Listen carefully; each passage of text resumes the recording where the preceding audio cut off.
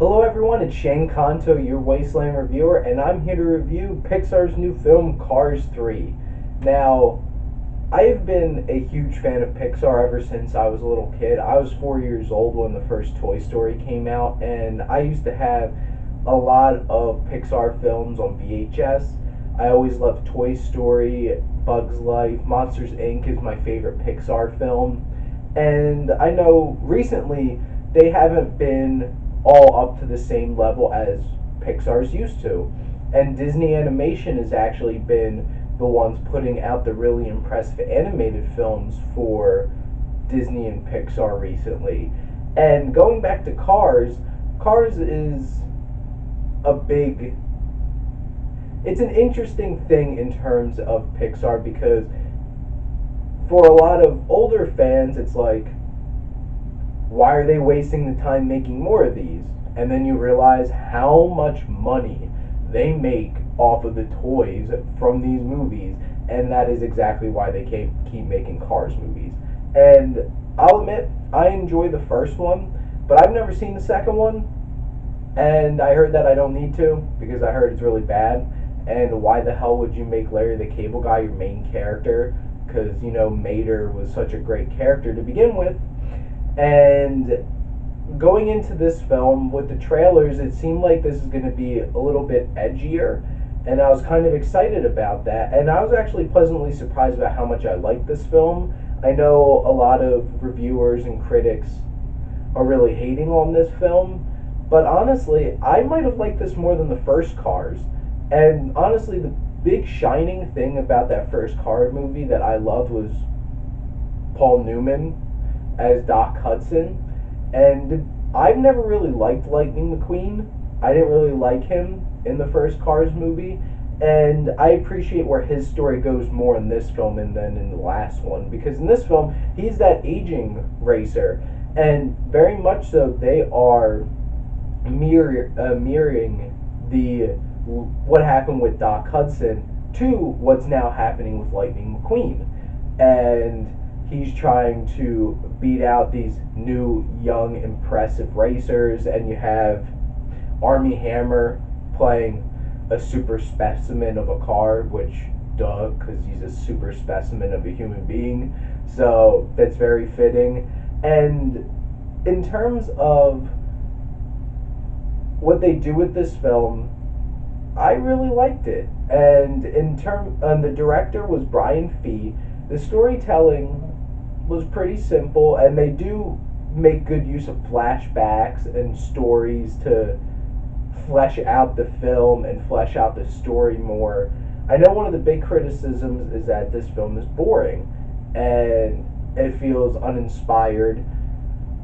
Some of the pacing's a little slow. The first half of the film definitely feels a bit slow, but when you really get into gear with this film, you really get to feel for what Lightning's going through, and building up to the point where he starts going on the road to start training is when this film really starts to pick up. In terms of the tone, I was so surprised that this film hit me emotionally like it did. That scene in the trailer where he gets wrecked during a race, that was a powerful, intense scene. And I'm like, holy crap, I did not expect that from Cars. And there's moments where his friendly rivals start retiring, and they start having moments of realization that they might be too old for this. And looking back and learning about the story, learning more about Doc Hudson as a character and what happened to him and stuff like that is actually pretty emotionally resonant in this film. And I'm like, you go Pixar, because you know how to do that. But this film isn't on the same level as so many other classics of Pixar. So for Pixar, it might seem blah, but to be perfectly honest, this film's a lot better than a whole lot of other animated films that come out. And to be perfectly honest, I'm pretty sure Lego Batman, if I'm remembering correctly, is the only animated feature that I've liked better than this film so far this year. And so they must be doing something right. And in terms of the animation, Obviously, all the cars look pretty goofy and they're cartoony, but oh my god, the environments in this are breathtaking. And I remember watching The Good Dinosaur and seeing how goofy the dinosaurs look, and then photorealistic backgrounds, and it's just awe inspiring. And Pixar's up to that point. It looks so amazing, and the racing scenes are so intense and well animated that those parts of this film really, really stand out. And in terms of the writing, there's so many cooks in the kitchen in terms of putting this together, in terms of the writing, and it really seems like Pixar is a big team effort. And in terms of the story, where this goes is interesting, and not exactly what you would expect this to go, but what it does with the character of Lightning McQueen, I think, is very admirable. And the themes of this is, and I can really connect with this, as I've gotten to the point where I used to be a tutor, and I've tutored for 6 years now on the college level, and now I supervise over 100 tutors. And being that mentor now and teaching others to do that job is such a gratifying thing and such an impactful thing for me. And that mentorship role can be even more gratifying than actually doing the thing that you were doing. And that's one of the biggest themes about this film, and getting to that point and knowing when to move on to the next point in your life and really finding happiness. And I don't know if because I have those experiences that this film really resonates with me more, and that's the beauty of film. It's completely subjective, but I feel like this story really impacted me more than I was definitely expecting it to, and I appreciated where this story went.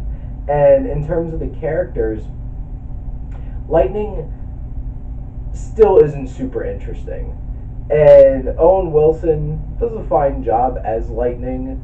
He definitely is one of the least interesting protagonists in all the Pixar films, so that's always something that brings this franchise down a bit. And Mater is pushed way to the background, which is a good thing, because none of the humor in this movie really worked, and it was very lowbrow for little kids, and that's disappointing because Pixar is supposed to be a lot of fun as well, along with those emotionally resonant points in the film. I didn't get a whole lot of that out of this film. And one interesting thing is Bonnie Hunt's character Sally, who's such a big character in the first film, and I don't know how she was used in the second one, but she's so pushed so far to the background. I'm like, what's the point of even having her in this film? She had like one scene where like she inspires Lightning, but then blah, because there's this new car who's training him, Cruz Ramirez, who's voiced by Cristela Alonso. She's one of the biggest highlights of this film. She's so charming, and I actually really enjoy her as a character, and her banter with Lightning, keep poking fun at the fact that he's an old guy. It's like, you need your naps and stuff like that, and that joke wore a little thin towards the end, how much they made fun of him being old.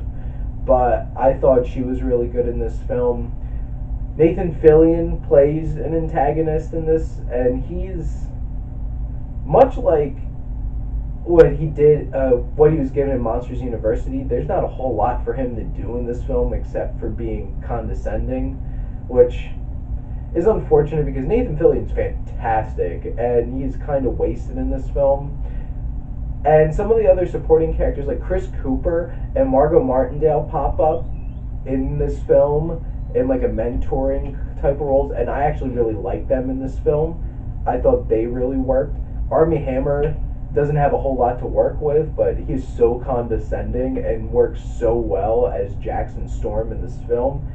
One little note, it really made me mad that they replaced Chick Hicks. Why even have him in the film if you can't get Michael Keaton back? And he's very obviously not Michael Keaton. But besides that, the music in this film is done very, very well. Surprise, surprise, it's Randy Newman. And it really builds up the atmosphere of the film. And overall, I quite enjoyed Cars 3. And I don't know, a lot of people might not feel the same way. It's not the best Pixar film by any means. It's definitely a big step down from a lot of their really great films, but I rather enjoyed Cars 3, and I'm going to give it a solid B.